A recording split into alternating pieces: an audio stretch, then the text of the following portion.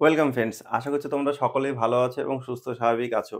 তো যেমনটা খবর পাওয়া যাচ্ছে আস্তে, আস্তে কিন্তু ওবিসির যে সমস্যা সেই সমস্যা আশা করছি মিটে যাবে। কারণ যেটা আমি এর আগেও বহুবার বলেছিলাম তোমাদের যে এই ওবিসি সমস্যার কারণে কিন্তু শুধুমাত্র তোমাদের নিয়োগ আটকে নাই, আরো প্রচুর নিয়োগ আটকে আছে। তার পাশাপাশি খুব রিসেন্টলি যেটা আমি এর আগেও বলার চেষ্টা করেছিলাম যে বিভিন্ন ইউনিভার্সিটিতে যে এমএ, এমএসসি কোর্সে ভর্তি হয় বা সদ্য উচ্চ মাধ্যমিক পাস যারা তারা গ্র্যাজুয়েশনে ভর্তি হবে। এবং সেই সমস্যাটা কিন্তু খুব বটম লেভেলে অর্থাৎ তোমার স্কুল লেভেলেও কিন্তু নেমে এসেছে। বিভিন্ন সরকারি স্কুলেও শোনা যাচ্ছে যে ওবিসি নিয়ে কিন্তু একটা লিখিত না হলেও মৌখিক নির্দেশ দেওয়া হচ্ছে যে ওই ভর্তিগুলো বন্ধ রাখতে হবে। তো এগুলো যদি সবটাই সত্যি হয় তাহলে এই একটা সমস্যা কিন্তু আর দীর্ঘদিন কিন্তু আ বাধা হয়ে থাকতে পারে না। কারণ যেটা বারবারই বলছিলাম এটা কিন্তু একটা বৃহৎ বড় সমস্যা। সেজন্য আশা করা যায় এই সমস্যা কিন্তু খুব তাড়াতাড়ি মিটে যাবে। আ তো সেটাই আমরা চাইবো যাতে এই সমস্যা মিটে যাক এবং সমস্ত নিয়োগ প্রক্রিয়া আবার পুনরায় তার নির্দিষ্ট সময়সূচি মেনেই কিন্তু শুরু হোক।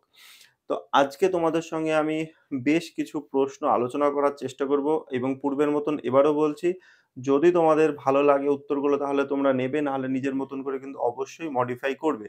আজকে যে প্রশ্নগুলো তোমাদের সঙ্গে আলোচনা করব, এই প্রশ্নগুলো হচ্ছে মেইনলি অঙ্কের ওপর এবং এমন কিছু প্রশ্ন আমি রাখছি যে প্রশ্নগুলো তোমাদের ইন্টারভিউ টেবিলে ধরার একটা প্রবাবিলিটি কিন্তু থাকছে। তার কারণটা আমি বলে দিই। তার কারণ হচ্ছে ইন্টারভিউতে তোমাকে কিন্তু সরাসরি যেমন জিজ্ঞাসা করতে পারে যে কিছু প্রশ্ন যে ত্রিভুজ কাকে বলে, বর্গক্ষেত্র কাকে বলে? এর পাশাপাশি কিন্তু সেখান থেকে কিছু কিন্তু ভেতরের কনসেপচুয়াল প্রশ্নগুলো করার সম্ভাবনা বেশি। মানে যেটা আমি বারবার বলি যে তোমাদের সঙ্গে এক্সপার্ট যিনারা থাকবেন উনারা তোমাকে যেমন জ্ঞানমূলক প্রশ্ন ধরবেন তার পাশাপাশি আরো আনুষঙ্গিক প্রশ্ন করবে। কিন্তু ইন্টারভিউতে আমরা আশা রাখতে পারি যে জ্ঞানমূলক প্রশ্নের থেকেও কিন্তু বোধমূলক যে প্রশ্নগুলো বা একটু ব্যাখ্যামূলক যে প্রশ্নগুলো সেইগুলো ধরার প্রবণতা কিন্তু বেশি থাকবে। তার কারণ উনারা দেখতে চাইবেন যে তোমার মধ্যে সেই অ্যাবিলিটিটা কতটা আছে, কত সুন্দরভাবে সেই বিষয়টাকে তুমি কিন্তু সুন্দরভাবে তুলে ধরতে পারছো। ঠিক আছে? তো শুরু করার চেষ্টা করছি আমি। বেশ কিছু প্রশ্ন আমি লিখেছি সেগুলো তোমাদের সঙ্গে আলোচনা করার চেষ্টা করছি। ধরো তোমাকে যদি এরকম একটা প্রশ্ন করে যে আমরা শূন্যকে কেন ধনাত্মক এবং ঋণাত্মক সংখ্যা বলি না? ঠিক আছে? আমি আরো একবার বলে দিচ্ছি তোমাদের প্রত্যেকটা প্রশ্ন তোমরা দরকার হয় ভিডিওটাকে পজ করবে, পজ করে নিজের মতন উত্তর দেবে। ঠিক আছে? তারপরে আমার সঙ্গে মিলিয়ে নিবে। হয়তো আমার ব্যাখ্যামূলক উত্তর হবে সেজন্য একটু সময় লাগবে কিন্তু যখন তোমরা দেবে তোমরা কিন্তু সেই ব্যাখ্যাটা করে দিতে পারবে। অসুবিধা কিছু হবে না। ঠিক আছে? তো তোমরা অবশ্যই পজ করে, করে উত্তরগুলো নিজের মতন আগে রেডি করবে। তারপরে আমার সঙ্গে কিন্তু মিলিয়ে নেবে। তাহলে তোমার কিন্তু একটা পরীক্ষা হয়ে যাবে। তো ১ম যে প্রশ্নটা আমি রেখেছিলাম যে, আমরা শূন্যকে কেন পজিটিভ এবং নেগেটিভ এই নাম্বার হিসেবে ধরি না? তো আশা করছি তোমরা সকলেই পেরে গিয়েছো। কারণ আমরা যদি কোনো একটা সংখ্যা আমরা কনসিডার করি মনে, মনে ধরো আমরা একটা সংখ্যা A ধরে নিলাম। তো এই A সংখ্যার সঙ্গে যদি আমরা প্লাস সাইন 0 যোগ করে দিই, তাহলে আমরা A পাবো। আবার A যদি একটা কোনো সংখ্যা হয় সেখান থেকে যদি আমরা 0 মাইনাস করে দিই, তবুও আমরা A পাবো। অর্থাৎ 0 এমন একটা সংখ্যা যার আগে প্লাস সাইন এবং মাইনাস সাইন দুটোর কোনোটারই ভ্যালু থাকছে না। অর্থাৎ 0 এমন একটা সংখ্যা আ তাহলে আমরা বলব কিভাবে যে স্যার 0 এমন একটি সংখ্যা যে সংখ্যা যদি কোনো সংখ্যার সঙ্গে যোগ বা বিয়োগ করা যায় তাহলে কিন্তু সেই সংখ্যাটাকেই পাওয়া যায়। সেজন্য স্যার 0 র আগে প্লাস এবং মাইনাস চিহ্নর কিন্তু কোনো দাম থাকছে না। সেই কারণে আমরা একে পজিটিভ নেগেটিভ নাম্বার বলব না। ঠিক আছে? তারপরের প্রশ্ন এরকম যদি থাকে যে, যে এমন একটা আ রেশনাল নাম্বার বলো বা এমন একটা মূলদ সংখ্যা বলো, যাকে তোমরা দুটো, ঠিক আছে? দুটো অমূলদ সংখ্যার যোগফল আকারে প্রকাশ করতে পারবে। বা তোমাকে যদি এরকম প্রশ্ন করে যে, দুটো অমূলদ সংখ্যার যোগফল কি একটা মূলদ সংখ্যা হতে পারে? ঠিক আছে? দুটো অমূলদ সংখ্যার যোগফল কি একটি মূলদ সংখ্যা হতে পারে? তোমার উত্তরের সাপেক্ষে যুক্তি দাও। ঠিক আছে? তো দুটো অমূলদ সংখ্যার যোগফল সর্বদাই যে একটা মূলদ সংখ্যা হবে এমনটা আমরা বলতে পারব না। কিছু সময়ের জন্য হবে, আবার কিছু সময়ের জন্য হবে না। যেমন ধরো দুটো অমূলদ সংখ্যা যদি আমরা নিয়ে নিই, দেখা যাচ্ছে একটা √2 নিলাম, একটা √3 নিলাম। এবার এই দুটোকে যদি আমরা যোগ করি, তাহলে যোগ করলে আমরা আবার যেটা পেলাম সেটা আমরা হয়তো বলব যে না এটা একটা আমাদের আবার নতুন করে একটা অমূলদ সংখ্যাই তৈরি হয়ে যাবে। কিন্তু আমরা যদি এরকম করি যে 2 প্লাস √3 এটা একটা অমূলদ সংখ্যা এবং এর সঙ্গে যদি আমরা 2 মাইনাস রুট থ্রি, এটা একটা অমূলদ সংখ্যা, এটা একটা অমূলদ সংখ্যা, মানে দুটো ইরেশনাল নাম্বার, এদেরকে যোগ করা হলো, এবার দেখা যাচ্ছে এটা কেটে গেল, 4 পেলাম, তাহলে কিন্তু এটা মূলদ সংখ্যা পেয়ে গেলাম। তাহলে আমাদের এক্সপার্টরা কিন্তু এই প্রশ্নটা যদি করে তাহলে বলবো হ্যাঁ স্যার, কিছু সময়ের জন্য সম্ভব, কিছু সময়ের জন্য সম্ভব নয়। আবার এখান থেকে আসতে পারে এই যে 2 প্লাস রুট থ্রি, এখানে মূলদ অমূলদ দুটো মিশিয়ে আছে, তাহলে এটা আমাদের মিশ্র অমূলদ সংখ্যা হয়ে যাচ্ছে। ঠিক আছে, তো আমাদের যদি বলে শুদ্ধ দিয়ে প্রকাশ করতে, তাহলে শুদ্ধ আমি দেখা আছে এখান থেকে শুধু রুট থ্রিটা নিলাম আর এখান থেকে মাইনাস রুট থ্রি নিলাম। ঠিক আছে, মাইনাস রুট থ্রি, তো এটাকে যদি আমরা যোগ করি তাহলে কিন্তু আমরা কিন্তু plus root three minus root three সমান সমান 0 পাবো। আর 0 হচ্ছে আমাদের কি সংখ্যা? একটা মূলদ সংখ্যা। অর্থাৎ আমরা এটা বলে দেব যে কিছু সময়ের জন্য দুটো অমূলদ সংখ্যা যোগফল একটা মূলদ সংখ্যা হবে, আবার কিছু সময়ের জন্য হবে না। তারপরে যদি এরকম একটা প্রশ্ন দেয় যে যদি কোনো নাম্বার, ভালো করে প্রশ্নটা শুনবে, যদি কোনো নম্বর বা একটা সংখ্যা, যদি কোনো একটা সংখ্যা 4 এবং 6 এই দুটো উভয় সংখ্যা দিয়েই কিন্তু বিভাজ্য, যদি কোনো সংখ্যা 4 এবং 6 এই উভয় সংখ্যা দিয়ে বিভাজ্য, তাহলে কি সেই সংখ্যাটা সর্বদাই 12 দিয়ে বিভাজ্য হবে? তাহলে এরকম যদি একটা প্রশ্ন তোমাদেরকে করে যে দুটো সংখ্যা, মানে মানে প্রশ্ন করে দিচ্ছে যে যে যদি কোনো সংখ্যা, আমি আরো একবার বলছি, যদি কোনো সংখ্যা 4 এবং 6 এই দুটো সংখ্যা দিয়ে বিভাজ্য হয়, তাহলে সেই সংখ্যাটা কি সর্বদাই 12 দিয়ে বিভাজ্য হবে? তাহলে তার উত্তর কি হবে? অবশ্যই বিভাজ্য হবে। তার কারণ কোনো একটা সংখ্যা 4 এবং 6 এর দুজন দিয়েই ভাগ করার অর্থই হচ্ছে তাদের আমাদের এলসিএম, বা আমাদের যাদের বলতে পারবো কি লসাগু বা লিস্ট কমন মাল্টিপল। অর্থাৎ আমরা যদি এটাকে আমরা 2 দিয়ে দিই, 2 2 4, 3 2 6, তো আমাদের এর যে এলসিএম বা লসাগু যেটা পাবো 2 ইন্টু 2 ইন্টু 3, অর্থাৎ পেয়ে যাবো কত? 12। অর্থাৎ এই 4 এবং 6 এই দুটো সংখ্যা দিয়েই ভাগ যাবে এমন কোনো সংখ্যা স্টার্টই হবে কোথায় থেকে? 12 দিয়ে। একটু ভালো করে লক্ষ্য করে দেখবে, 4 এবং 6 উভয় সংখ্যার দিয়ে ভাগ যাবে এমন সংখ্যা শুরু হবে আমাদের 12 দিয়ে। আর আমাদের ওইটাই প্রশ্ন ছিল যে অলওয়েজ ডিভিজিবল বাই 12, তাহলে বলবো ইয়েস, কারণ 12 থেকে শুরু হবে, 12, 24, 36, 48 এইভাবে কিন্তু 12র সংখ্যা হয়ে যাবে। এইবারে যদি একটা আমাদের যদি বীজগণিত থেকে এরকম একটা ইকুয়েশন আমাদের তুলে দেয় যে 5x প্লাস 3 ইকুয়াল টু, ঠিক আছে, ইকুয়াল টু দেখা যাচ্ছে এরকম দিয়ে দিল 5x প্লাস 1, আচ্ছা প্লাস, আচ্ছা এখানে এক কাজ করে নিই, এখানে দেখা যাচ্ছে আমাদের 1, এখানে আমাদের 6 নিয়ে নিলাম। দেখা যাচ্ছে এরকম একটা ইকুয়েশন আমাদের দিয়ে দিল যে 5x plus 6 equal to 5 into x plus 1 plus 1। এইবারে আমাদের হয়তো এরকম একটা ইকুয়েশন দিয়ে আমাদেরকে জিজ্ঞাসা করবে এক্সপার্ট যে এইখান থেকে যে তুমি এক্স এর যে ভ্যালু, এক্স এর যে মান, সে মানগুলো কি কি হতে পারে বা কি হতে পারে না সেটা আমাদেরকে বলো।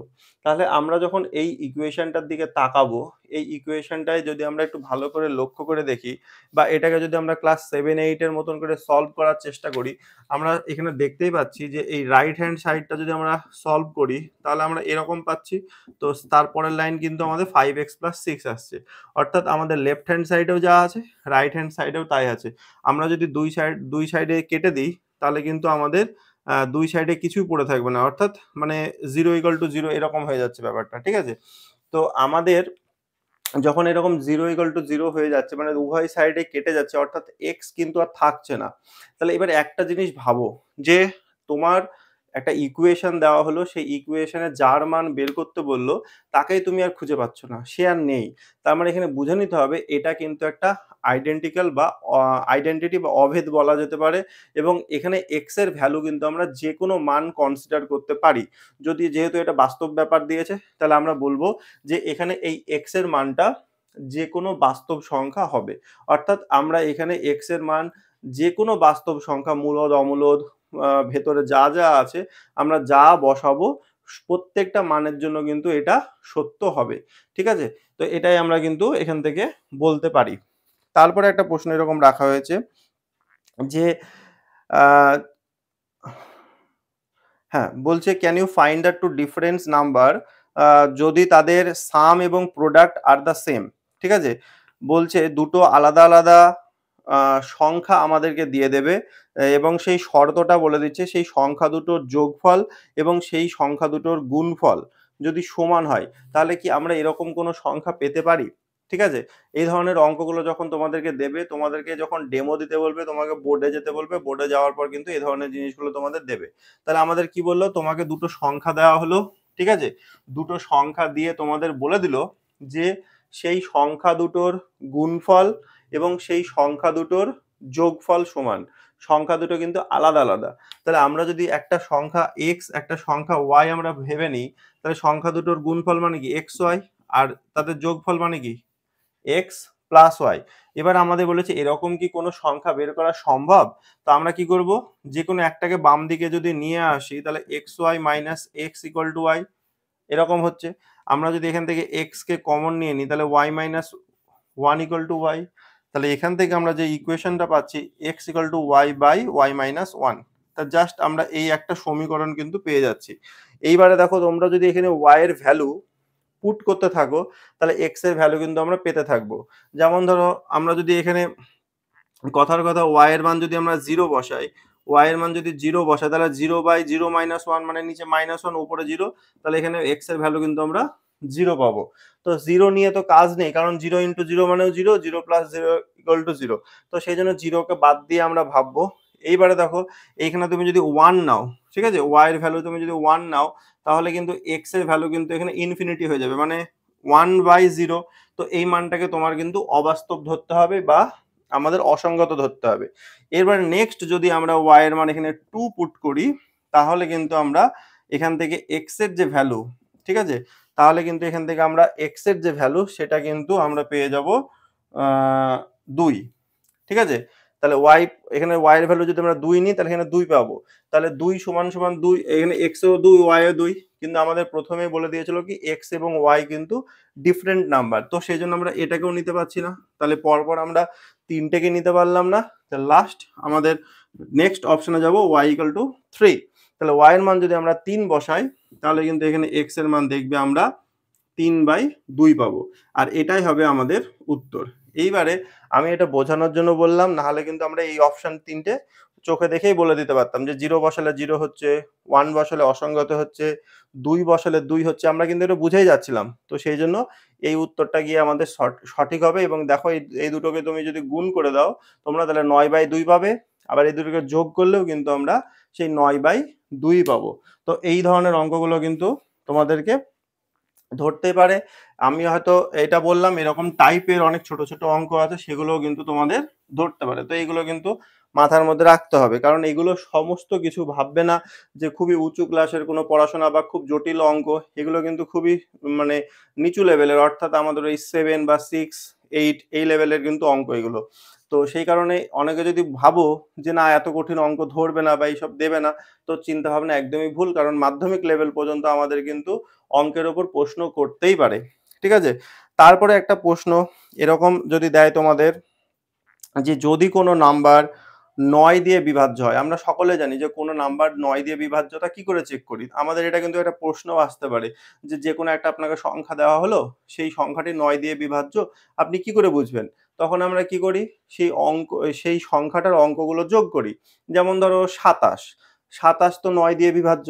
তা আমরা 27 না হয় ছোট, এরকম যদি বড় কোনো সংখ্যা হয়ে যায় তাহলে আমরা কি করে বুঝবো? তাহলে আমরা বলবো যে ওই অঙ্ক মানে সেই সংখ্যাটার যে অঙ্কগুলো আছে, যেমন ধরো 729, ঠিক আছে, 729 এই সংখ্যাটা 9 দিয়ে ভাগ যাবে কি যাবে না সেটা কিন্তু আমাকে ভাগ করতে হবে। তো তার আগে আমরা কি করে বুঝবো সেটা বোঝার নিয়ম হচ্ছে এর অঙ্কগুলো যোগ করব, অর্থাৎ 7, 2, 9 এই যোগ করব।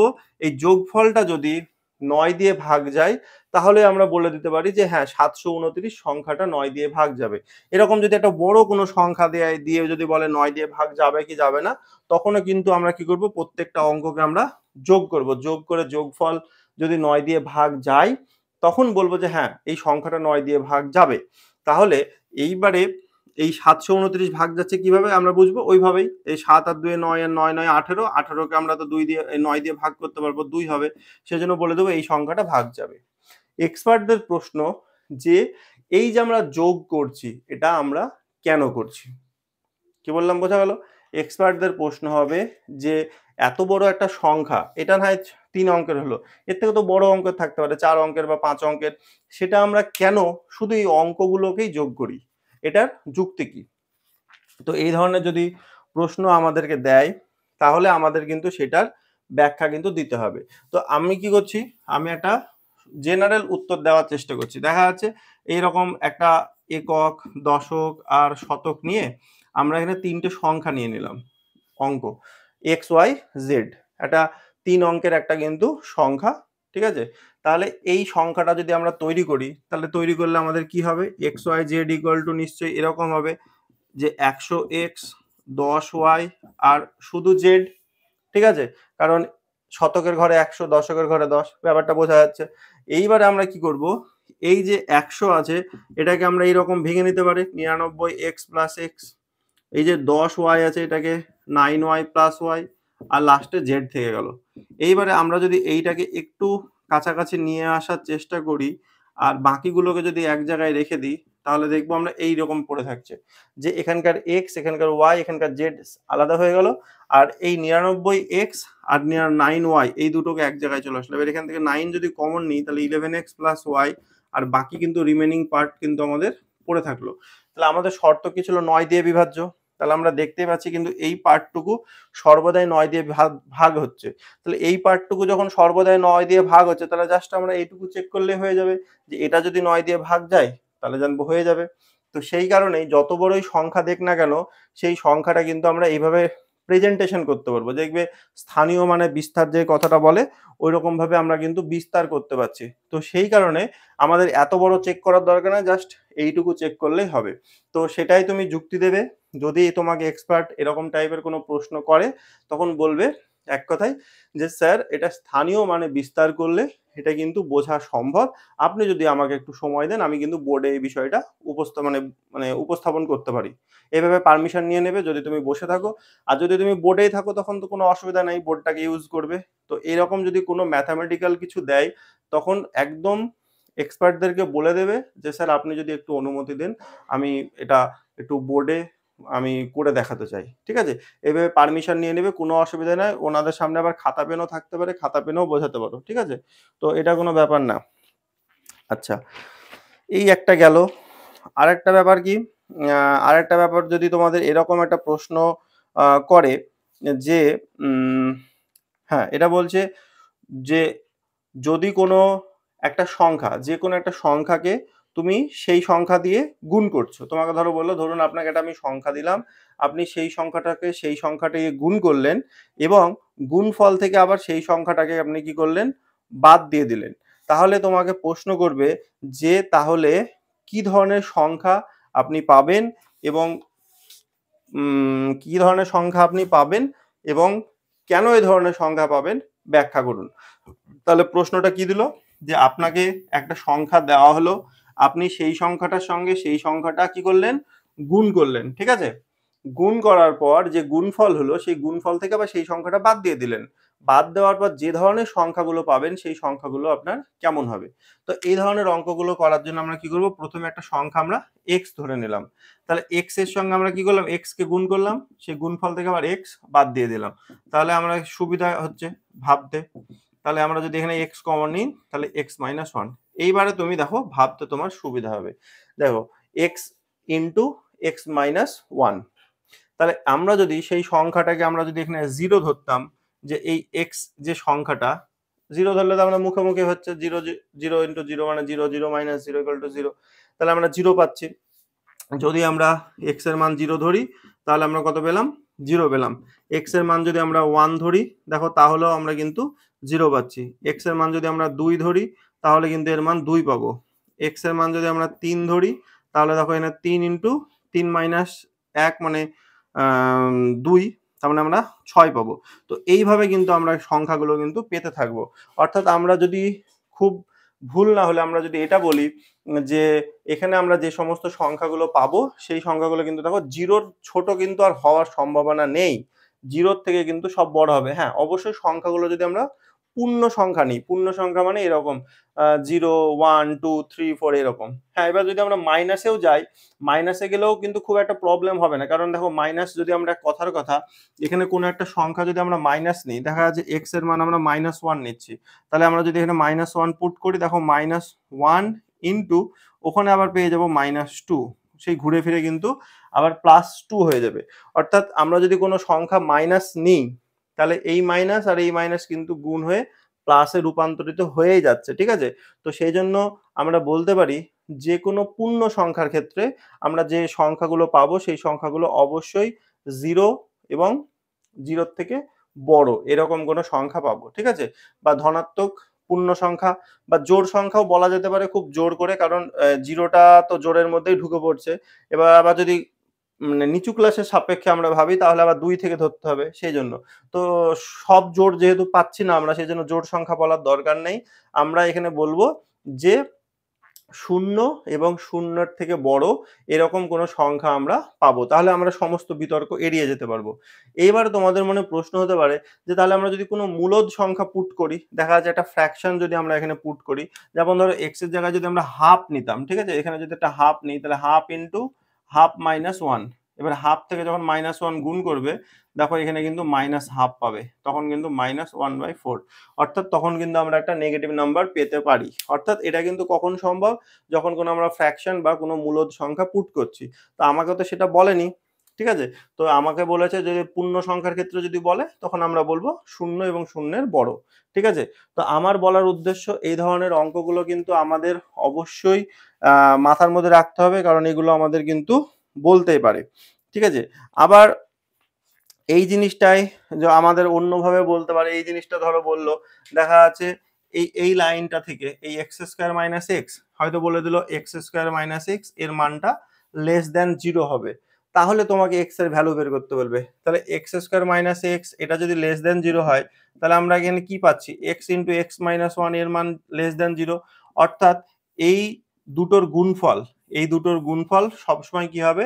লেস দেন 0 হবে। লেস দেন 0 মানে মাইনাসে যাবে, মানে এই যে যেমন আমরা পেলাম মাইনাসে যাবে, ঠিক আছে? আর এই মাইনাসে তখনই সম্ভব যখন আমরা মানটাকে কি করব? ফ্র্যাকশনে নেব, এবং সেই ফ্র্যাকশনটা কোথায় থেকে কোথায় থাকবে? না তো 0 বড় হবে এবং 1 ছোট হবে। অর্থাৎ 0 থেকে 1 মধ্যে আমরা যদি মান বসাই, মানে হাফ, 1/3, 1/5, 1/4, মানে যেগুলো আমার 0 বড় হবে এবং 1 ছোট হবে, এর মধ্যে কোনো মান যদি আমরা বসাই এবং সেই মানটা দেখবে এখানে গুণ করলে তার মানটা 0 থেকে ছোট আসবে, ঠিক আছে? তো বলতেই পারে এরকম কিছু, না বলার নাই। আচ্ছা, এইবারে আসি কিছু আরো বেশি কিছু প্রশ্ন নিয়ে। ধরো তোমাকে প্রশ্ন করলো যে আমরা তো ত্রিভুজ সম্পর্কে সবাই জানি, তোমাকে হয়তো প্রশ্ন করলো, আচ্ছা বলুন তো, একটা ত্রিভুজে একটা ত্রিভুজে একটা ত্রিভুজে দুটো একটা ত্রিভুজে দুটো সমকোণ কি থাকতে পারে? তখন তোমার মনে কি হবে? তোমার মনে একটাই প্রশ্ন উত্তর হবে যে না স্যার, কখনোই সম্ভব না। একটা ত্রিভুজে একটাই সমকোণ সর্বোচ্চ থাকতে পারে, দুটো থাকতে পারে না। তখন তোমাকে বলবে তাহলে আপনি যুক্তি দেন, কেন থাকতে পারে না? তখন তুমি বলবে স্যার আমরা যদি একটা ত্রিভুজ অঙ্কন করি, সেই ত্রিভুজটা যদি এরকম একটা সমকোণী ত্রিভুজ অঙ্কনের চেষ্টা করি, তাহলে দেখবো একটা 90 ডিগ্রি যদি কোণ হয়ে যায়, বাকি আরো একটা যে কোণ আছে সেই কোণটা এককভাবে 90 ডিগ্রি হতে পারে না। কারণ এটা যদি আমাদের 90 ডিগ্রি কোণ হয়, আমি যদি আরো একটা 90 ডিগ্রি কোণ নিই এইভাবে, ঠিক আছে? এটা 90 ডিগ্রি কোণ, আবার এখানেও 90 ডিগ্রি কোণ, তাহলে কিন্তু আমরা এই আরেকটা মাথা কিন্তু আমি জুড়তে পারবো না, তাই না? কারণ আমি যদি এই মাথা থেকে এইখানে জুড়ে দিই, তাহলে 90 ডিগ্রি কেটে যাচ্ছে। তাহলে তোমার এটা একটা যুক্তি হতে পারে। তাহলে তোমাকে বলতে হবে যে স্যার এটা একটা একটা সীমাবদ্ধ যেটা হয় সেটা হচ্ছে না, সেটা ত্রিভুজ হবে না। এটা একটা যুক্তি। আরো একটা যুক্তি তুমি দেখাতে পারো যে স্যার একটা কোণ যদি 90 ডিগ্রি আমার হয়ে যায়, একটা ত্রিভুজের কটা কোণ থাকে? একটা ত্রিভুজের 3টে কোণ থাকে। অর্থাৎ বাকি দুটো কোণের যোগফল সর্বোচ্চ 90 ডিগ্রি হবে। তো সেইখানে আরো একাই যদি একজন 90 ডিগ্রি হয়, তাহলে কিন্তু ছবি এরকম হবে, ত্রিভুজ তৈরি করবে না। এইবার তোমাকে এক্সপার্ট তখন প্রশ্ন করবে, তাহলে আপনি এটা কিভাবে বুঝছেন যে একটা ত্রিভুজের 3টে কোণের সমষ্টি 180 হবে? কারণ তুমি সেটা বলবে যে একটা ত্রিভুজের 3টে কোণের সমষ্টি 180 হয়, একটা যদি 90 হয় বাকি দুটো 90 হবে, এক্ষুনি বললে। তখন তোমাকে বলবে তাহলে আপনি কি করে বুঝছেন যে এই 3টে কোণের সমষ্টি আমাদের 180 হবে? তখন তোমাকে একটা ত্রিভুজ মানে যে কোনো একটা ত্রিভুজ, এখানে তো 90 ফিক্সড আছে, আমি একটা যে কোনো ত্রিভুজ ধরছি যেখানে তোমার এরকম 90 বলা নেই। ঠিক আছে, তুমি কোনো ত্রিভুজের কোনো মান জানো না, ধরো তখন তুমি একটা এরকম ত্রিভুজ এঁকে নিলে যে স্যার আমি এরকম একটা ত্রিভুজ নিলাম, এই ত্রিভুজের 3টে কোণ আছে, 3টে কোণের কোনো কোনটার কত ডিগ্রি কোণ আমি কিন্তু কিছু জানি না। এটা ধরো একটা এ কোণ, এটা বি, এটা সি বিন্দু বলে দিলাম। এইবারে তুমি বলবে স্যার আমি যদি যে কোনো একটা বাহুকে বাড়িয়ে দিই, এটা ডি পর্যন্ত বাড়িয়ে দিলাম, তাহলে আমরা দেখতে পাবো এই সি বিন্দুতে দুটো কোণ তৈরি হচ্ছে। একটা হচ্ছে ত্রিভুজের ভেতরের দিকে এই কোণটা, আর ত্রিভুজের বাইরের দিকে এই কোণটা। আবার স্যার আমরা জানি একটা সরলরেখার উপর যখন কোনো একটা বিন্দুতে একটা কোণ তৈরি হয়, সেই কোণের মান কত হয়? 180 ডিগ্রি। অর্থাৎ একই পাশে এই টোটাল কোণটা 180 ডিগ্রি। এটা আমরা কিন্তু জানি। তাহলে এখানে এই যে এই ছোট কোণটা আর বাইরের দিকের এই বড় কোণটা, এই দুটো কোণ কোন বিন্দুতে তৈরি হয়েছে? সি বিন্দুতে। তখন তুমি বলে দিবে, অর্থাৎ এখানে বলবো স্যার এসিবি কোণ এবং হচ্ছে কোণ এসিডি কোণ, এই দুটো কোণের যোগফল কত হবে? 180। আবার ত্রিভুজের ক্ষেত্রে আবার একটা মজার সূত্র আছে। সেই সূত্র কি? এই যে বাইরের দিকের বহিস্থ কোণটা বিপরীত অন্তস্থ কোণ দুটোর যোগফলের সঙ্গে সমান হয়। অর্থাৎ বাইরের যে এই কোণটা আছে, এই কোণটার মান যা হবে, এই ভেতরের এই কোণটা এবং এই কোণটার যোগফল এই কোণটার সঙ্গে কিন্তু সমান হবে। তাহলে আমাদের এখানে এসিবি ছিল, আমরা যদি এখানে এসিবি রেখে দিই, তাহলে এই এসিডি অর্থাৎ এই বাইরের এই কোণটার জায়গায় কি করতে পারবো? এই কোণটার এই কোণটা বসিয়ে দিতে পারবো। অর্থাৎ আমাদের এখানে বলতে পারবো একটা বিএসি এবং হচ্ছে একটা এবিসি সমান 180। আর এই যে বাম দিকের এই 3টে কোণ, এই 3টে কোণই হচ্ছে ত্রিভুজের ভেতরের কোণ, এবং ওখান থেকে বলে দিতে পারবে যে হ্যাঁ স্যার একটা ত্রিভুজের 3টে কোণের যোগফল 180 হয়। এভাবে কিন্তু আমরা বলতে পারবো। ঠিক আছে? আরেকটা প্রশ্ন যদি আমাদের এরকম দেয় যে আপনারা তো ধরো প্রশ্ন করলো যে আপনারা তো বীজগণিত করে এসেছেন, বীজগণিত হ্যাঁ তো বললো প্রাইমারি স্কুলে কোন অঙ্ক কোন গণিত করানো হয়, তোমরা বলবে পাটিগণিত। বীজগণিত কবে থেকে করানো হয়? ক্লাস 6 থেকে করানো হয়। ক্লাস 7 এ উঠে সূত্রের যে আমরা অঙ্কগুলি, তার প্রথম সূত্র কি না তো a প্লাস বি তার হোল স্কয়ার। তোমাকে হয়তো প্রশ্ন করলো যে a প্লাস বি তার হোল স্কয়ারের সূত্রটা বলো, তখন তুমি হয়তো বললে যে স্যার a প্লাস বি তার whole square equal to a square plus 2ab plus B square. সবাই আমরা জানি। তোমাকে বললো এর জ্যামিতিক রূপটা আমাদের দেখাও। এবার জ্যামিতিক রূপ মানে কি? জ্যামিতিক রূপ মানে a প্লাস বি তার হোল স্কয়ার, মানে এটা কার সূত্র? একটা বর্গক্ষেত্রের সূত্র। একদমই সহজ, যে আমরা একটা এরকম বর্গক্ষেত্র অঙ্কন করে নেব। ঠিক আছে, এই যে এরকম একটা বর্গক্ষেত্র অঙ্কন করে নিলাম। এই বর্গক্ষেত্রটার চারিদিকের যে বাহু, সেই বাহুগুলো কি না তো এ প্লাস বি, এ প্লাস বি, এ প্লাস বি। তবে না এটা ক্ষেত্রফল আমরা এ প্লাস বি তার হোল স্কয়ার পাবো। ভালো করে বোঝো, একটা বর্গক্ষেত্র মোটামুটি একটু এদিক ওদিক হতে পারে ছবিতে। তো এটা যদি আমরা একটা বর্গক্ষেত্র আমরা ধরে নিই, তাহলে এর যে ক্ষেত্রফল, এর ক্ষেত্রফল কিন্তু আমাদের কি হচ্ছে? আমাদের না তো এ প্লাস বি তার হোল স্কয়ার, অর্থাৎ এই জিনিসটা। ঠিক আছে, তাহলে এবার আমাদের কি করতে হবে? এই যে এ প্লাস বি আমাদের আছে, এর ভেতরে কিন্তু আমাদের একটা পার্টকে এ এবং একটা পার্টকে আমাদের বি ধরতে হবে। তো আমরা যদি একটা মোটামুটি আনুমানিক একটা ভাগ করে দিই, ঠিক আছে, একটা আনুমানিক ভাগ করার চেষ্টা করছি, যে আমরা ধরে নিলাম যে এই যে এখান থেকে এইটুকু এটা আমাদের এ, এখান থেকে এইদিকে এইটুকু এ, তাহলে এটা যদি আমার এ হয় বাকি পার্টটুকু বি। আবার একই রকম ভাবে এটা যদি আমাদের এ হয় তাহলে বাকি পার্টটুকু বি। আবার এইটুকু যদি আমাদের বি হয় তাহলে এই পার্টটুকু আমাদের এ। আবার সেম এইটুকু আমাদের বি। তাহলে মজার বিষয় হচ্ছে কি, এবার দেখো এই পুরো এ প্লাস বি বাহু বিশিষ্ট বর্গক্ষেত্রটা 4টে ভাগে ভাগ হয়ে গেল। 4টে ভাগের মধ্যে এখানে একটা বর্গক্ষেত্র তৈরি করলো, এখানে একটা বর্গক্ষেত্র, আর এখানে একটা আয়তক্ষেত্র, এখানে একটা আয়তক্ষেত্র। এবার আমরা কি জানি? বর্গক্ষেত্রের ক্ষেত্রফল কি? বাহু স্কয়ার, তাই না? এবার দেখো এই যে প্রথম যে বর্গক্ষেত্রটা তৈরি হয়েছে এখানে, এর চারিদিকের বাহুর দৈর্ঘ্য কিন্তু এ করে, তাহলে এর ক্ষেত্রফল কত হয়ে গেল? এ স্কয়ার। এইখানে যে ছোট্ট বর্গক্ষেত্রটা তৈরি হলো, এর দেখো চারিদিকের বাহুর দৈর্ঘ্য বি, তাহলে এটার ক্ষেত্রফল কত হলো? B square. আর এই যে আয়তক্ষেত্র তৈরি হলো, এখানে যে আয়তক্ষেত্র তৈরি হলো, এর বাহু হচ্ছে এ, প্রস্থ হচ্ছে বি, তাহলে এর ক্ষেত্রফল এ বি, আবার এর ক্ষেত্রফল এ বি। অর্থাৎ এই যে এ প্লাস বি, এই যে বর্গক্ষেত্রটা ছিল, তার ক্ষেত্রফল এ প্লাস বি তার হোল স্কয়ার ছিল। এবার এইটাকে আমরা ভেঙে এই ডান দিকের এই প্রেজেন্টেশনটা কিন্তু করতে পারছি। ঠিক আছে, তো এইভাবে কিন্তু প্রশ্ন রাখতে পারে।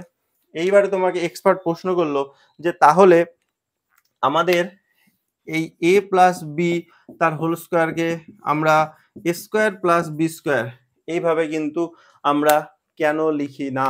যদি আমাদের প্রশ্ন করে তাহলে এই প্রশ্নের উত্তর আমরা এখান থেকে দিতে পারবো। একটা লজিক যে স্যার আমরা a প্লাস b বাহু বিশিষ্ট যদি একটা বর্গক্ষেত্র কল্পনা করি তাহলে আমরা দেখবো ওই বর্গক্ষেত্রকে ভাঙলে আমরা এরকম 4টে ক্ষেত্রফল পাবো। তার মধ্যে একটা ক্ষেত্রফল a স্কয়ার, একটা ক্ষেত্রফল b স্কয়ার। কিন্তু স্যার এই যে ডান দিকে এই দুটো ক্ষেত্রফল কিন্তু বাদ চলে যাচ্ছে। এক্সপার্ট বলবে, "তাহলে কি এটা কখনোই সম্ভব নয়?" তখন বলবে, "হ্যাঁ স্যার, এটা সম্ভব।" কি করে সম্ভব? দেখো, এই যে তুমি যদি একটা জিনিস ভাবো, এই a প্লাস b তার হোল স্কয়ার এটাকে যদি আমরা ভাঙি তাহলে এই জিনিসটা পাবো। ঠিক আছে? তাহলে আমরা আমরা কিন্তু মুখে, মুখে হয়ে যেত। আমি তোমাদের বোঝানোর জন্য বলছি। তাহলে আমরা এই জিনিসটা পাবো। আর ডান দিকে কি থাকলো আমাদের? a square plus b square. যদি আমাদের খুব গায়ের জোরে পেতেই হয়, তাহলে কি হবে? 2ab সমান 0 তার মানে কি? ab সমান 0 আর দুটো রাশির গুণফল 0 মানে তখনই সম্ভব রাশি দুটো ইন্ডিভিজুয়ালি কি হতে হবে? 0 হতে হবে। অর্থাৎ a আর b one and only solution. ঠিক আছে? যদি a এবং b যদি প্রত্যেকে এককভাবে 0 হয় তখনই কিন্তু আমাদের বলতে পারবো যে হ্যাঁ, এই দুটো কিন্তু আমাদের সম্ভব। ঠিক আছে? এটা একটা মাথার মধ্যে রাখবে। আরেকটা প্রশ্ন আমাদের এটাও দিতে পারে যে ধরো তোমাকে বলে দিল যে এখান থেকে যেহেতু বর্গক্ষেত্র আয়তক্ষেত্রে ঢুকলো এই প্রশ্নটাও খুব করে যে তোমাকে বলে দিল যে একটা বর্গক্ষেত্র আছে আর আর একটা আয়তক্ষেত্র আছে। তোমাকে বলে দিল কি একটা বর্গক্ষেত্র আছে, ঠিক আছে, আর একটা আয়তক্ষেত্র আছে। তোমাকে বলে দিল যে এই বর্গক্ষেত্রটার, ঠিক আছে, এবং এই আয়তক্ষেত্রটার যে পরিসীমা অর্থাৎ যে পেরিমিটার বা সার্কামফারেন্স না পেরিমিটার বললেই হবে, যে পরিধিটা আছে বা সার্কামফারেন্স বা যে পরিসীমাটা আছে সেই দুটো ধরো ইকুয়াল। ঠিক আছে? অর্থাৎ এইটা একটা স্কোয়ার, এটা একটা রেক্টাঙ্গেল, এর যে পরিসীমা আর একটা রেক্টাঙ্গেল বা একটা আয়তক্ষেত্রের যে পরিসীমা দুটো বলে দিল সমান। ঠিক আছে? কত বাহুর দৈর্ঘ্য না দৈর্ঘ্য কিচ্ছু বললো না।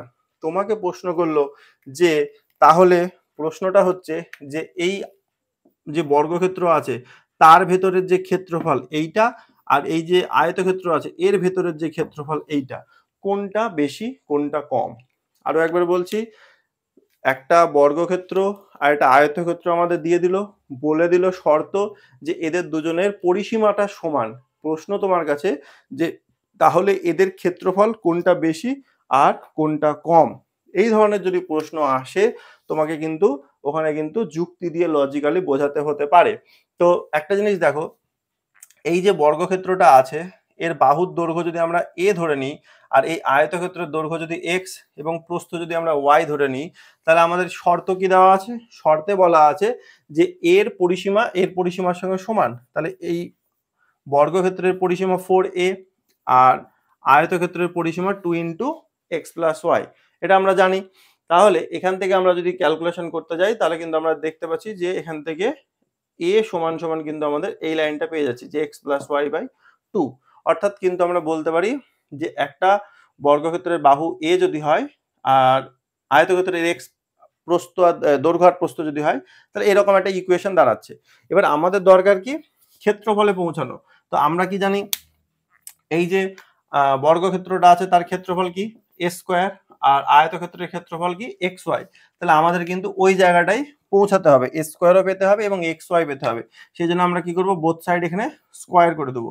স্কয়ার করলে আমরা এখানে কি পেয়ে যাচ্ছি, বাম সাইডে a স্কয়ার পেয়ে যাচ্ছে, ডান সাইডে পেয়ে যাচ্ছি এক্স প্লাস ওয়াই তার হোল স্কয়ার আর নিচে কিন্তু পেয়ে যাচ্ছে আমরা 4। তো আমাদের দরকার কাকে? এক্স ওয়াই কে দরকার। সেই জন্য আমরা কি করব এই যে ওপরের যে ইকুয়েশনটা আছে সেটাকে আমরা যদি এই প্রেজেন্টেশনে নিয়ে আসতে পারি অর্থাৎ 4ab সূত্রে জাস্ট এরকম যে a মাইনাস বি তার হোল স্কয়ার বাইরে প্লাস 4ab, তাহলে কিন্তু আমরা এখান থেকে পরের লাইনে লিখতেই পারবো যে a স্কয়ার ইকুয়াল টু এই 4 দিয়ে এটা ভাগ হয়ে গেল আর এখানে কিন্তু আমাদের এটা পড়ে থাকছে x মাইনাস ওয়াই তার হোল স্কয়ার বাইরেও রাখতে পারো বাই 4। এইবারে মজার বিষয়টা কি হচ্ছে দেখো, এই a স্কয়ারের সঙ্গে এক্স ওয়াই কে ইকুয়াল হতে গেলে এর সঙ্গে কিন্তু এই এত বড় একটা পার্ট কিন্তু কি করতে হচ্ছে প্লাস করতে হচ্ছে। অর্থাৎ আমরা বলতে পারি a স্কয়ারের সঙ্গে এক্স ওয়াই কে সমান করার জন্য এত বড় একটা জিনিস কিন্তু কি করতে হচ্ছে প্লাস করতে হচ্ছে। তার মানে এক্স ওয়াই এর মধ্যে এই জিনিসটা কিন্তু একটা অভাব আছে আর সবচেয়ে বড় কথা এই জিনিসটা কিন্তু পজিটিভ, হ্যাঁ স্কয়ার আছে। তাহলে কি হচ্ছে এক্স ওয়াই এর সঙ্গে একটা পজিটিভ নাম্বার অ্যাড হওয়ার পর সেটা a স্কয়ারের সঙ্গে সমান হচ্ছে, এক্স ওয়াই এর সঙ্গে একটা পজিটিভ নাম্বার যোগ হওয়ার পর এর সঙ্গে সমান হচ্ছে। ঠিক আছে? তার মানে আমরা বলে দিতেই পারি যে এখান থেকে যে স্কোয়ারটা অবশ্যই এক্স ওয়াই থেকে কি বড়। কারণ আমি যদি একটু কথার কথা বলি, ধরো স্কোয়ারের মানটা ধরো 16 ছিল, এটার মান হয়তো দেখা যাচ্ছে তোমার 9, ঠিক আছে? এবার এর সঙ্গে দেখা যাচ্ছে 7 যোগ করেছো, তাহলে এই 16 তো 9 থেকে বড় হবেই। সো ব্যাপারটা হচ্ছে এরকম। তো সেই জন্য মাথার মধ্যে এটা রেখে দেবে যে একটা বর্গক্ষেত্র এবং একটা আয়তক্ষেত্রের পরিসীমা যদি সমান হয়, বর্গক্ষেত্রের ক্ষেত্রফলটা আয়তক্ষেত্রের থেকে কিন্তু কি হবে, সর্বদা বড় হবে। আর একটা প্রশ্ন ধরো মুখে মুখে হয়ে যাবে, how can you prove that, হ্যাঁ, যদি আচ্ছা এটা ছাড়লাম, এরকম যদি একটা সহজ প্রশ্ন যদি এরকম যদি বলে যে আহ আহ ধরো একটা কোয়াড্রিলেটারাল দিয়ে দিল বা একটা বর্গক্ষেত্র তোমাকে দিয়ে দিল এবং বলে দিল যে তাদের ইকুয়াল সাইডস আছে, হ্যাঁ, তাদের বাহুর দৈর্ঘ্যগুলো সব সমান আছে, তাহলে সেটা কি সাইডস ইকুয়াল আছে, ঠিক আছে? তো এবং শর্ত তোমাকে বলে দিয়েছে যে এটা কিন্তু একটা স্কোয়ার না, ঠিক আছে? আমি আরেকবার প্রশ্নটা বলার চেষ্টা করছি। ধরো বলে দিল তোমাকে একটা তোমাকে একটা চতুর্ভুজ দেওয়া হলো, চতুর্ভুজটার প্রত্যেকটা বাহু সমান এবং চতুর্ভুজটা একটা বর্গক্ষেত্র না, তাহলে প্রশ্ন করবে চতুর্ভুজটার নাম কি? আশা করছি তোমরা নিশ্চয়ই ভাবতে পারছো যে এরকম কোন চতুর্ভুজ আছে যার বাহুগুলো সমান, আবার সেই চতুর্ভুজটা বর্গক্ষেত্র না, সেই চতুর্ভুজটার নাম কি? আশা করছি তোমরা সকলে বুঝে নিয়েছো সেই চতুর্ভুজটার নাম কি, রম্বস। অর্থাৎ রম্বস এমন একটা চতুর্ভুজ যার চারটে বাহু কিন্তু আমাদের সমান, যার চারটে বাহু কিন্তু সমান। এইবারে তোমাকে হয়তো এখান থেকে রম্বসের কয়েকটা বৈশিষ্ট্য ধরতে পারে। যেমন প্রথম যে একটা বৈশিষ্ট্য আছে, যে রম্বসের যে, যেহেতু সামান্তরিক থেকে আসছে সেই জন্য রম্বসের এই যে সামান্তরিকের যে বৈশিষ্ট্যগুলো সেগুলো তো অবশ্যই থাকবে। অর্থাৎ সামান্তরিকের কর্ণদ্বয় যেমন পরস্পরকে সমদ্বিখণ্ডিত করে, রম্বসেরও করবে, ঠিক আছে? এবার দেখা যাচ্ছে কোনো একটা সায়েন্সের স্টুডেন্ট হয়তো ইন্টারভিউ দিতে গিয়েছো, তাকে হয়তো প্রশ্ন করে বসলো যে এই যে 90 ডিগ্রি হবে বলছো, সেইটা তুমি কিভাবে প্রমাণ করবে, করে দেখাও, ঠিক আছে? তখন তুমি করে দেখাবে, এই যে এই ত্রিভুজটা আর এই ত্রিভুজটা নিয়ে নেবে, অবশ্যই পারবে জানি, তবুও বলে দিচ্ছি যে এই বাহুটার সাথে এই বাহুটা সমান, কারণ রম্বসের সব বাহুগুলোর সঙ্গে সব বাহু সমান হয়, সেজন্য একটা শর্ত, এই এই যে এ ও আছে, এটা আমাদের হয়ে যাবে আমাদের সাধারণ বাহু, অর্থাৎ এই ত্রিভুজের বাহু এই ত্রিভুজের বাহু। আর লাস্ট 3 নম্বর অপশন হচ্ছে এই বাহুটার সঙ্গে এই বাহুটা সমান, কারণ রম্বসের কর্ণদ্বয় সমদ্বিখণ্ডিত করে। তোমাকে জাস্ট প্রমাণ করতে বলেছিল লম্ব, তখন তুমি এই দুটো ত্রিভুজ সর্বসম দেখানোর পরে বলবে এই কোণটার সাথে এই কোণটা সমান। আবার আমরা দেখতে পাচ্ছি কি, এইটা হচ্ছে ও বিন্দুতে একটা সরল কোণ, আবার এই দুটো সমান, তার মানে এই দুটো ইন্ডিভিজুয়াল কত করে হবে, 90 করে হবে। তো এটা কিন্তু একটা প্রমাণ। আর আরেকটা প্রশ্ন যদি আমাদের করে একদম বৃত্ত থেকে, ঠিক আছে, যে একটা বৃত্তের ব্যাসার্ধকে যদি আমরা ডবল করে দিই তাহলে বৃত্তের ক্ষেত্রফলের কিরকম কি পরিবর্তন হবে। তো এটা কিন্তু বৃত্ত বলে না, এটা কিন্তু আমাদের বর্গক্ষেত্র আয়তক্ষেত্র এগুলো থেকেও করতে পারে। তো আমি বৃত্ত থেকে বলে দিচ্ছি, যদি একটা ক্ষেত্রফল, একটা তো সহজ সূত্র আছে তাই না, আমাদের X plus Y, X Y by 100, এটা আমরা ইউজ করতে পারি, যে এটাও আমরা ইউজ করতে পারি। তো আমাদের বলে দিয়েছে কি ডবল করা হয়েছে, ডবল করা মানে 100% বৃদ্ধি হয়েছে। তো ব্যাসার্ধ যদি 100% বৃদ্ধি হয় তাহলে 100 প্লাস 100, আর আমাদের এখানে 100 ইন্টু 100 বাই 100, আমরা যদি এটা করে দিই তাহলে আমরা তিনটে 100 যোগ করলে কত হচ্ছে, 300%। তাহলে আমরা বলে দিতে পারবো ক্ষেত্রফল কিন্তু 300% বৃদ্ধি হবে। আর যদি আমাদের করে দেখাতে হয় তাহলে আমরা বলবো পাই আর স্কোয়ার, এমনি বৃত্তের ক্ষেত্রফল। এবার যদি আমাদের ব্যাসার্ধকে, এটা আমাদের ফার্স্ট যে এরিয়া, এটা ফার্স্ট এরিয়া বেরিয়েছিল, ব্যাসার্ধকে দ্বিগুণ করা হলো, তাহলে যখন তুমি ডবল করবে তাহলে 2r বসিয়ে দাও, 2r বসালে তোমরা এখানে 4πr² পেয়ে যাবে, ঠিক আছে? তাহলে আমাদের বৃদ্ধি কতটুকু হলো না, তো a2 মাইনাস a1, অর্থাৎ 4πr² থেকে πr² বাদ দিলে আমরা কত পেলাম, 3πr²। তাহলে এই 3πr² আমাদের বৃদ্ধি হলো, কার উপর বৃদ্ধি হলো না, তো πr² এর উপর। তাহলে 3πr² বাই πr² ইন্টু 100%, ঠিক আছে? তার মানে আমরা বলে দেবো 300%, বা আমরা বলে দেবো 3 গুণ বৃদ্ধি পাবে। তো মোটামুটি আমি এই 15টা প্রশ্ন আমি রেডি করেছিলাম তোমাদের সঙ্গে আলোচনা করব বলে। দেখো ইন্টারভিউ এর কোনো নির্দিষ্ট সিলেবাস কিছু নেই, আর যেহেতু এই প্রত্যেকটা প্রশ্ন তোমার হচ্ছে 10th লেভেল স্ট্যান্ডার্ড বা তার বিলো, কোনোটাই কিন্তু 10th লেভেল ক্রস করছে না, প্রত্যেকটাই তোমাদের সিলেবাসের ভেতরে আছে। তো সেই কারণে এই প্রশ্নগুলো যে আসবেই না এটা কিন্তু বলা যেতে পারে না। বিশেষ করে যাদের সায়েন্স আছে বা ম্যাথ আছে বা সায়েন্স ব্যাকগ্রাউন্ড আছে তাদের ক্ষেত্রে যেমন প্রয়োজন অত্যন্ত, তার পাশাপাশি আমি বিশ্বাস করি যারা আর্টসের স্টুডেন্ট আছে তাদের ক্ষেত্রেও কিন্তু এই প্রশ্নগুলো খুব একটা যে কঠিন মনে হবে এমনটা আশা করছি হবে না। ঠিক আছে? তো সকলকে একটাই বলব যে তোমরা তোমাদের যে প্রচেষ্টা, তোমাদের সেই আ যেটা নির্দিষ্ট কাঙ্ক্ষিত লক্ষ্যে পৌঁছানোর জন্য যে প্রয়াস তোমরা শুরু করেছো আজ থেকে বহু বছর আগে, সেইটা তোমাদের কিন্তু যেন বজায় থাকে। ঠিক আছে? আর সবার সফলতা আবারও কামনা করি। সবাই তোমাদের নির্দিষ্ট কাঙ্ক্ষিত লক্ষ্যে পৌঁছাও। এই কামনা করে আজকের এখানেই শেষ করছি। সকলে ভালো থাকবে, সুস্থ থাকবে।